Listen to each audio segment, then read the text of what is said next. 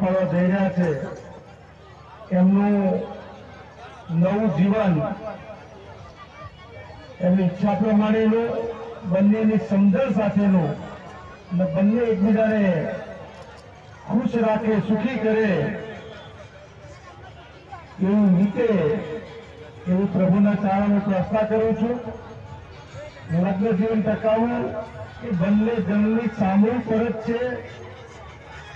બે શરીર અને એક જીવ થાય ત્યારે લગ્ન જીવન સફળ થાય તો બધા જ નવદંપતિ खूब सफल लग्न जीवन जीवे एवं खूब खूब शुभेच्छाओं। धन्यवाद।